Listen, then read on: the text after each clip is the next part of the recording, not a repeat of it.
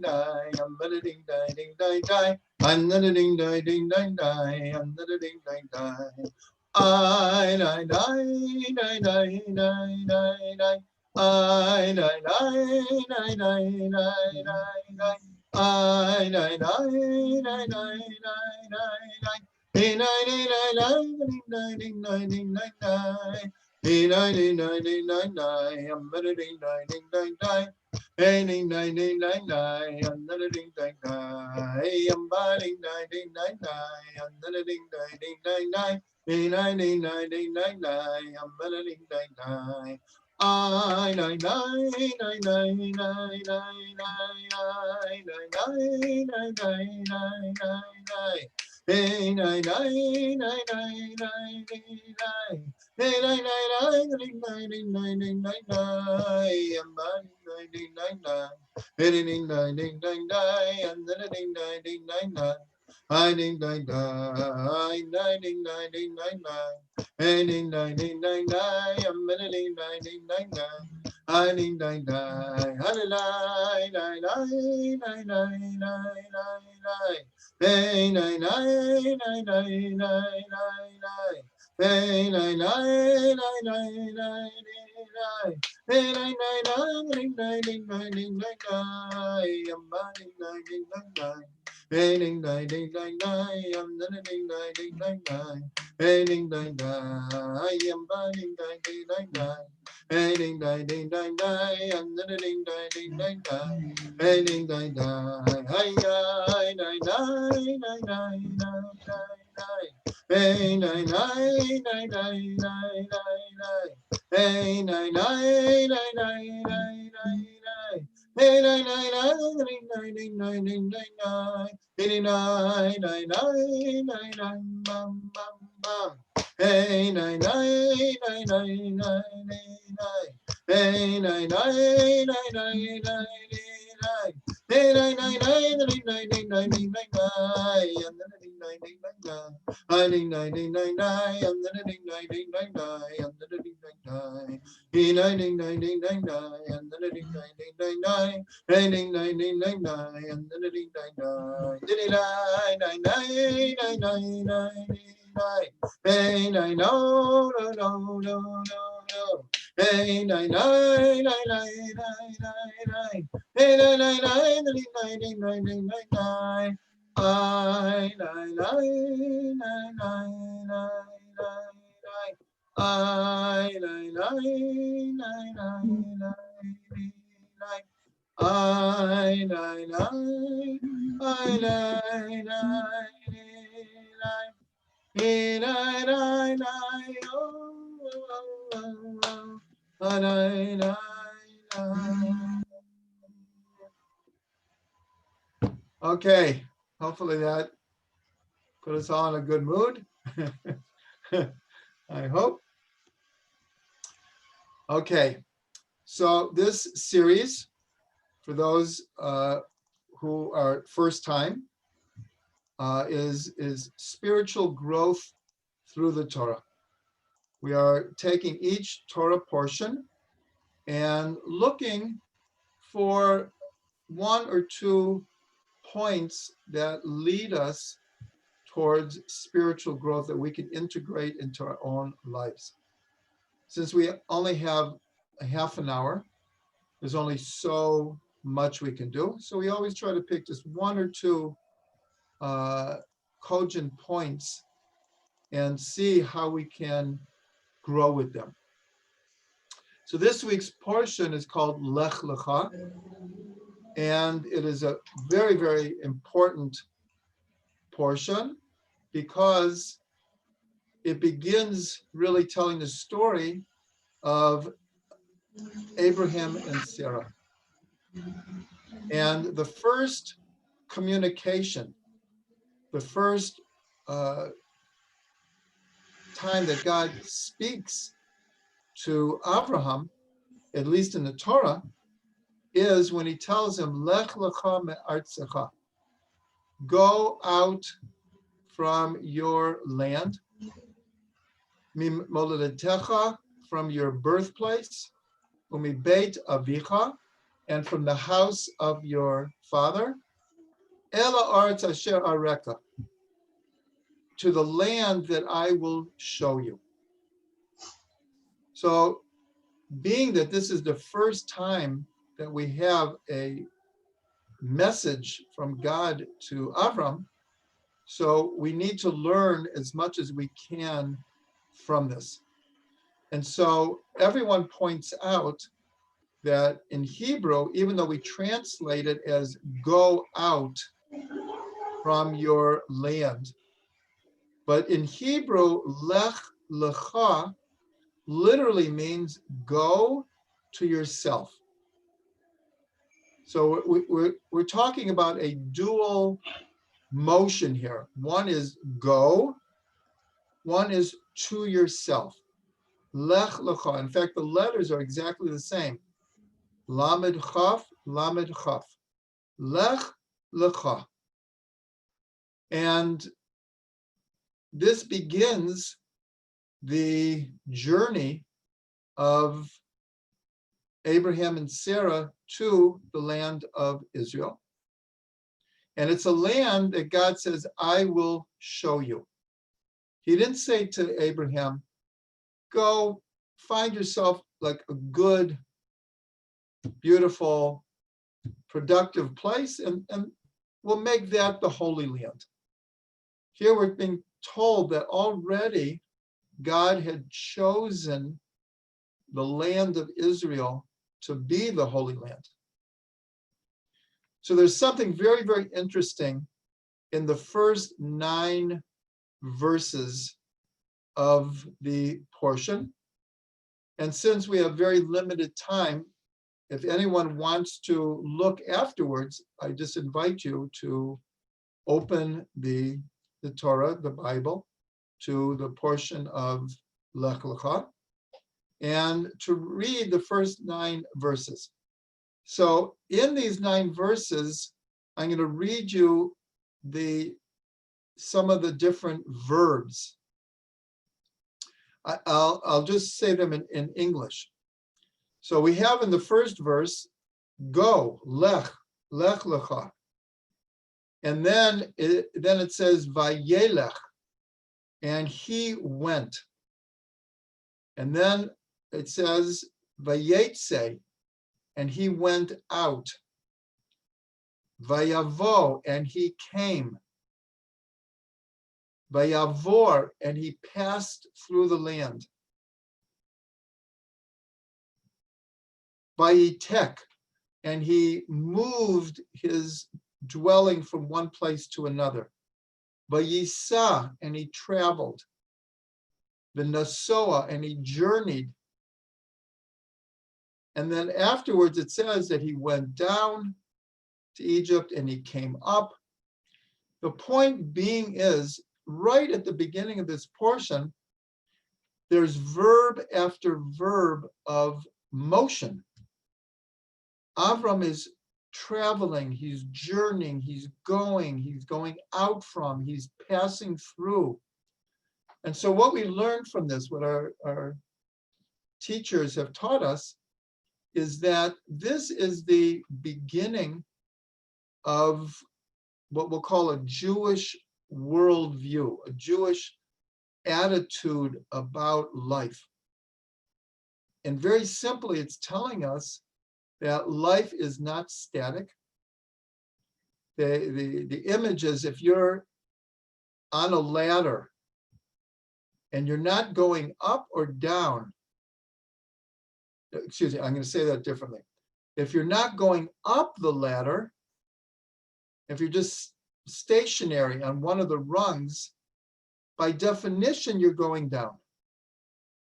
So this is a directive to all of us in every generation. The idea of spiritual growth, of always striving, always moving, always trying to attain greater heights. That life is not meant to find the most comfortable niche and just stay there. We're always moving, we're always traveling. And this is who Abraham and Sarah were. Their whole life was striving to come closer to God and to strive to come closer to people, because their whole mission was to reach out and teach the whole world about one God. And they didn't live in a time of technology where they could do it by going on Zoom. They needed to make personal connections with people in order to be able to teach them. So this idea is absolutely cardinal in all Jewish thought. And it's really, the expression is that we get it with our mother's milk. In other words, everyone has commented in the last couple of decades that approximately 25% of all Nobel Prize winners, whether it's mathematics or physics or literature or economics, are Jewish. Now, the percentage of Jews in the world is far below 1%. It's like a 100th of 1%, or a tenth, excuse me, I think a tenth of 1% of the world's population. Maybe it's 100th. And yet, 25% of all Nobel Prize winners are Jewish. And it's not a religious thing. It's a attitude, it's a worldview, it's the way we are raised, that life is for attaining and growing and bringing new things in the world, and healing and making better and improving. This is part and parcel of what's called tikkun olam, is the idea of rectifying the world. And this is, we see that this is, it starts with the first Jew, with Abraham. Okay, so having said that, so now we want to deepen this idea a bit. I already mentioned that in Hebrew, what we translate as, and God said, go out, is actually Lech Lecha, which means go to yourself. So this dynamic has a different name in Jewish thought, and it's called Ratzo V'Shov, running and returning. And this phrase, running and returning, Ratzo V'Shov, we find it in the vision of Ezekiel.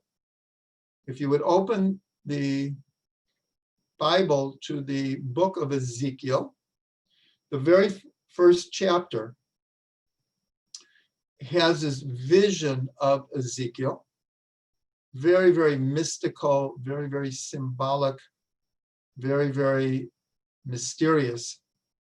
And it has fueled people wanting to delve deeper into these mysteries. And in it, it mentions that there's certain angels that are running and returning. Ratzo V'Shov. And it's explained that these angels, they want to be close to God, and they're drawn towards God, so they run above, and then they get a peak, they have a vision of godliness, and it's so awesome that they pull back, because it's like, whoa, it's so awesome. But then they want to get close again.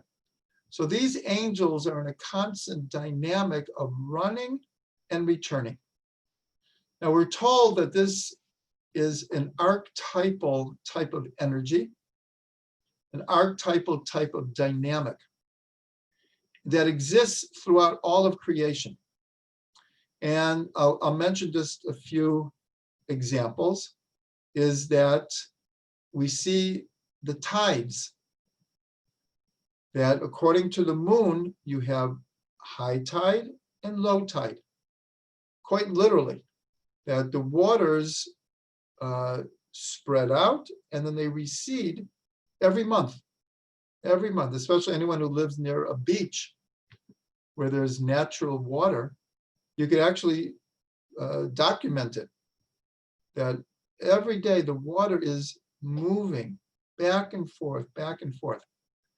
If you put your hand to your heart, you'll hear the heartbeat, which is running and returning, running and returning. Put your finger on your pulse, and you'll feel the pulse of running and returning. When we breathe, it's the same dynamic. And in energy, AC/DC, that energy is moving. It's always moving. So this concept called Ratzo V'Shav, running and returning, we see in the first communication from God to Abraham.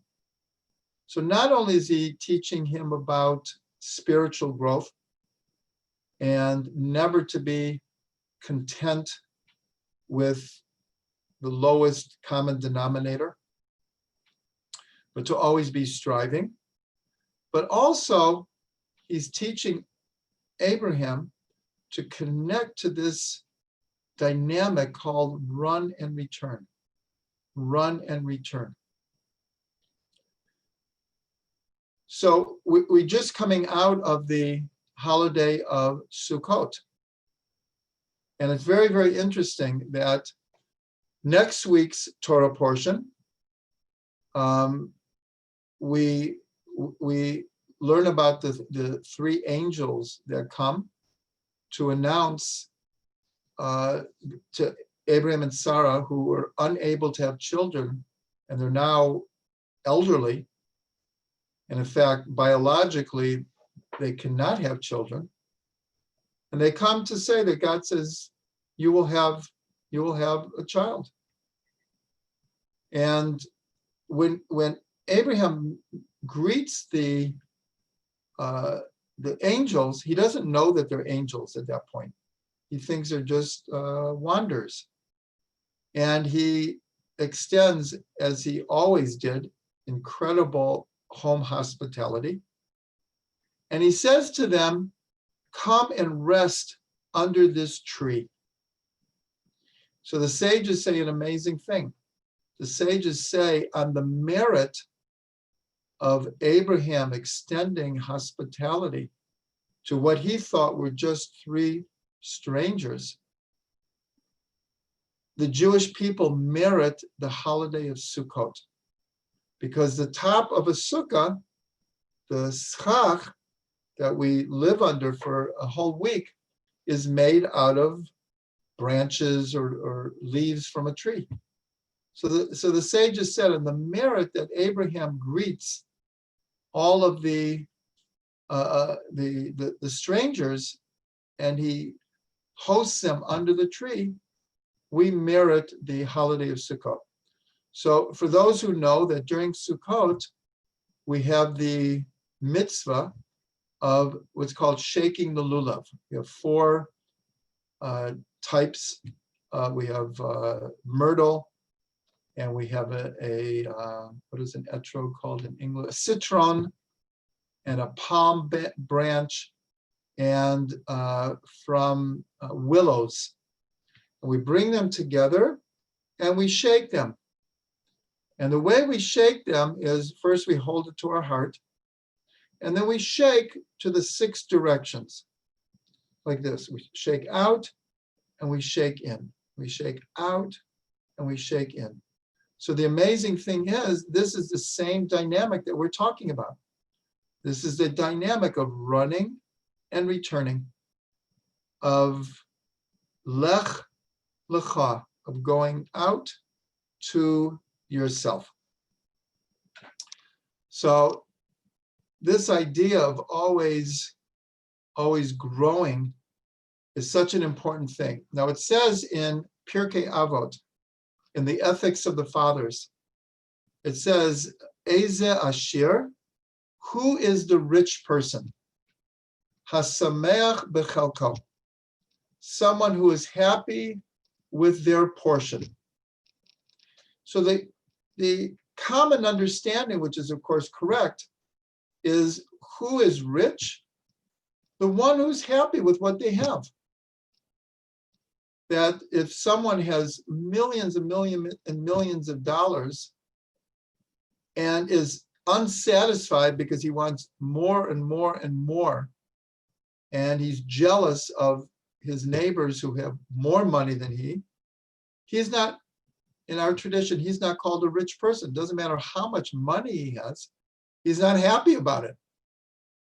And you could take, conversely, someone who has, I'm not talking about someone who doesn't have what to eat, but someone who's just doing okay, but they're content, they're happy with it. They're called rich.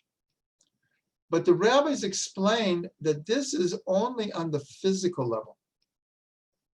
That on the spiritual level, we should never be, in a sense, happy with what we've attained. Now, it doesn't mean we should be unhappy. Don't get the wrong idea. It doesn't mean that we should be unhappy. But what it's saying is that spiritually, we should always be striving for more. We should always be striving for more. And so, since we brought this teaching, there's another teaching that goes along with it, which is very, very beautiful. Because the way we translate it is Eza Ashir, who is the rich person? Asamech bechelko, the one who is happy with his lot. But there's another way of reading with his lot, with his portion. His portion could be someone else's portion. So who is a happy, content person? Someone who can also be happy that someone else has more than what they have. It doesn't bother me that someone has more than me. In fact, I'm very happy for them. They work for it, they deserve it. I'm very happy for them. So who is the rich person? Someone who's happy with someone else's lot, with his portion. So that's a very, very beautiful, beautiful teaching. So now, for those who know, that we have something called Gomatria. Gomatria is each of the letters in Hebrew equals a number. And so therefore we take words and we can translate them into numerical equivalents. And so when you have two words or two phrases that have the same numerical value, we're told, look for the connection there. There must be a deep connection. So this term, ratso v'shov, running and returning, equals, if you would count up the numbers of all the letters of ratso v'shov, equals 611, which equals Torah. Exactly, Torah. So this is an amazing, okay, Yoni has shared the how we do Gomatria. You'll see we have the Hebrew letter here and the name of it in Hebrew and what the numerical value is. So each letter equals a number, and then it's 1 through 10, and then we go through the further decimals of 20, 30, 40, 50, 60, and then at the end we have 100, 200, 300, 400. This is a very, very ancient system to unearth the inner dimensions of the Torah. Because I'll just mention that a scribe in Hebrew is called a sofer. A sofer means one who counts. So the question is asked, why would a scribe who writes be called a counter? He should be called a writer. But he's called a counter. Why? Is because in the Torah, there's an entire mathematical, numerical code running through the entire Torah, which holds incredible secrets and insights. So I just shared one with you, that this phrase, ratso v'shov, is equivalent to the word Torah. So what does that tell us? It tells us something very important, that many, many people who look at Torah from the outside in, they see the Torah as being very, very black and white. You can do this and you can't do that. Now, this is especially true of Shabbat. This is just an example. Someone who doesn't observe Shabbat and doesn't know the peace and the beauty of Shabbat and is only looking at it from the outside, looks at it and says, I don't understand. You can't do this and you can't do that and you can't do this and you can't do that. Like, what's so special about it? It's just all these things that you can't do. But of course, it's only looking at it from the outside. For those who keep Shabbat, know that there's no peace and contentment and joy as observing Shabbat. So it's the same thing with the whole Torah. If we look at the Torah from the outside in, without experiencing it, it looks static. It looks frozen. It's just you have your laws, and that's what it is, and this is permitted, and this is forbidden, and there's just no leeway anywhere. That is a completely false view of what Torah is. Torah is ratso v'shov. It is always moving. So that's why we have an amazing thing. Jewish law in Hebrew is called halacha, from the word holech, which means to go. And what's the root of this word for Jewish law? It's the same words that God says to Avram, Lech Lecha. That is the same root as the word for Jewish law, halacha. And even though it may appear that Jewish law is frozen, it is far from that. But you have to experience it from the inside. If you don't experience it from the inside, you only are looking through the window and have no context whatsoever. So I want to end with one more idea from the first communication that God has for Avram, where he says, go out from your land, from your birthplace and from your father's house to the land that I will show you. So Yoni just showed the chart with the numerical values. And so if you take the word, I will show you, and you translate it into one of these numerical values, it equals the word Shabbat. So in a sense, God was saying, the land that I am showing you, its ultimate manifestation is in Shabbat. And we can see the whole dynamic of Shabbat as an exercise in running and returning. Why? Because we're told in the Torah, 6 days you shall work, and on the 7th day you shall rest. So during the 6 days of the week, we're running. not literally, but we're involved in the world. We're working, we're taking care of business, we're doing what we're supposed to be doing for 6 days. But most of that is a lot of activity. So that's the ratso. We're running during the week. And then we return the shov on Shabbat. And in fact, the word shov, the root is the same as Shabbat. It's the same word. It means to return, to rest.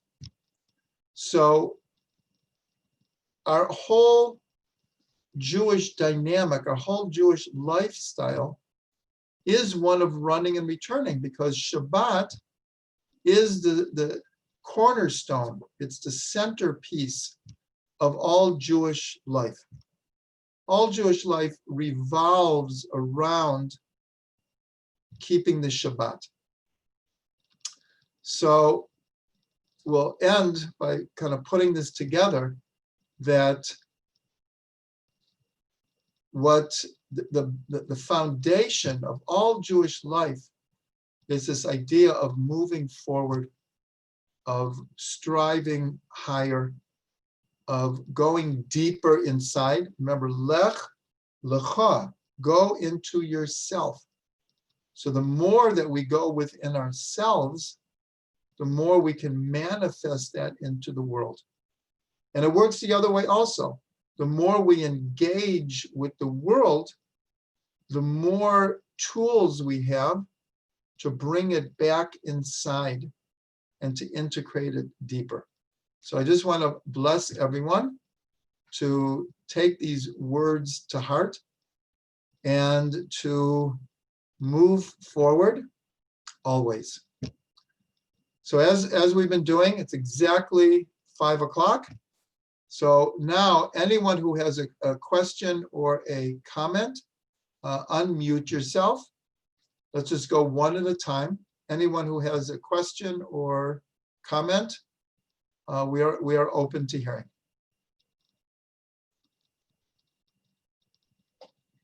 Anyone out there?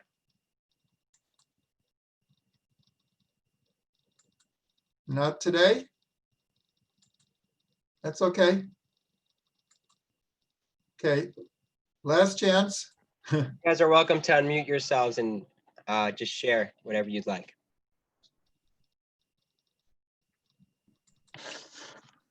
I just want to say thank you very much. This is so enlightening, and we are so privileged to have such good teachings. Thank you very much. My